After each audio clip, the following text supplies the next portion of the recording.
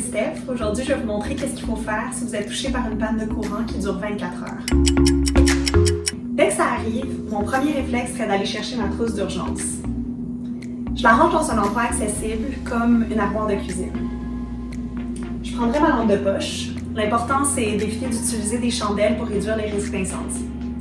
J'écouterai ensuite ma radio à manivelle qui, pour moi, est intégrée à ma lampe de poche, où je consulterai les médias sociaux pour obtenir de l'information et des conseils de la part des autorités.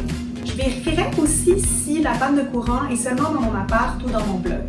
Si mes voisins aussi manquent d'électricité, c'est le temps d'appeler Hydro ou de consulter leur site web pour plus d'infos. Finalement, j'éteindrai mes appareils et je réduirai la température sur mes thermostats pour éviter les dommages causés par une surtension lorsque le courant sera rétabli. 4 heures après le début de la panne, les portes de mon frigo et de mon congélateur sont toujours fermées et elles vont le rester jusqu'à la fin de la panne. En fait, un frigo peut garder les aliments froids pendant 4 heures. Un congélateur, lui, peut garder les aliments congelés entre 24 et 36 heures. Toutes les lumières chez moi seraient éteintes, sauf une à l'intérieur et une à l'extérieur. C'est un bon signal pour Hydro et pour moi pour savoir quand le courant sera rétabli.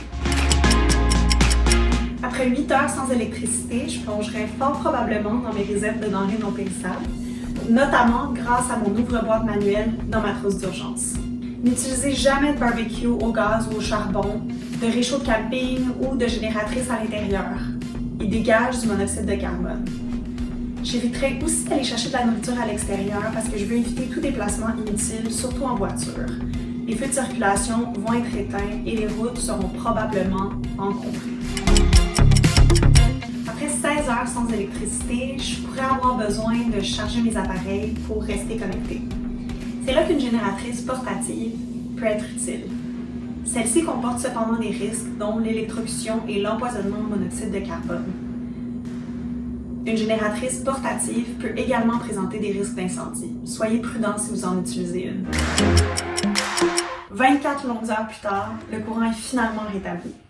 Premièrement, je communiquerai avec les membres les plus vulnérables de ma famille, mes amis, mes voisins pour voir s'ils ont besoin d'aide. Deuxièmement, je vérifierai l'état de ma nourriture dans mon frigo, mon congélateur et mes armoires. Si quelque chose a commencé à dégeler, ça doit probablement être jeté. Prenez pas de chance. Troisièmement, j'allumerai progressivement mes électros et mes appareils électroniques pour éviter une surcharge de tension. Finalement, je vérifierai que l'extérieur de mon bloc n'a pas subi de dommages et qu'il n'y a pas de danger. Soyez prêts à faire face à une urgence comme une panne d'électricité. Procurez-vous une trousse.